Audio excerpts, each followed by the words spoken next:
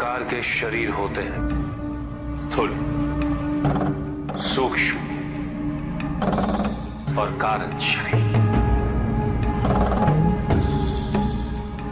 स्थूल शरीर वो है जो हमारे अंग, उपअंग, जो प्रत्यक्ष, जिसे स्पर्श किया जा सकता है, और सूक्ष्म शरीर अप्रत्यक्ष, जिसे आत्मा कहते हैं, जिसे स्पर्श नहीं किया जा सकता, किंतु उसकी अनुभूति अवश्य होती है।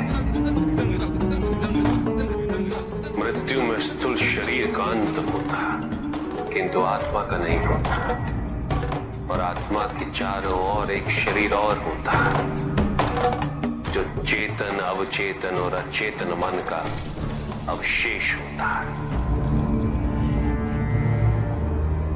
अतृप्त इच्छाओं का और वासनाओं का कोश होता है, और यही तीसरे प्रकार का कारण निमित्त बनता है अगले जन्म का।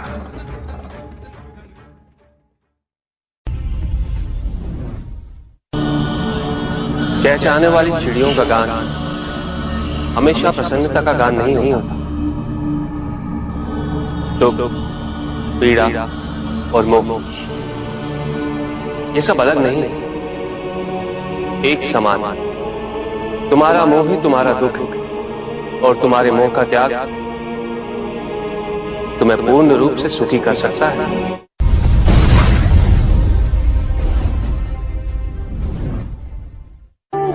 पूजित का साक्षात सामने होना मन को भटकने नहीं देता,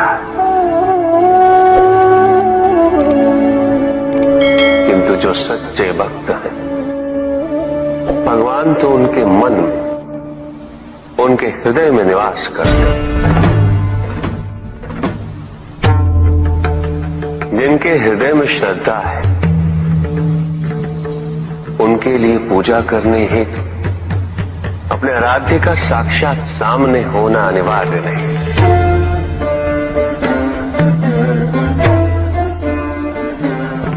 वो तो अपने मन के नेत्रों से प्रतिपल उनके दर्शन पा रहे हैं।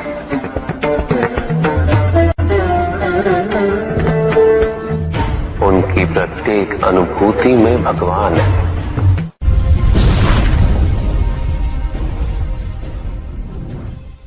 सत्य तो शाश्वत है। सत्य ही संसार में संतुष्टि और सुख का माध्यम।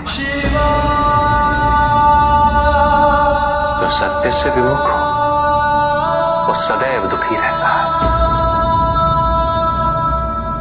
जिसने भ्रम का मार्ग अपना वो आजीवन ढूंढता रहता है,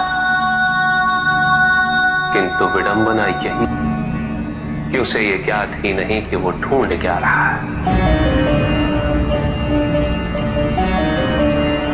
सत्य तो यही कि तुम एक दैत्य अंश हो।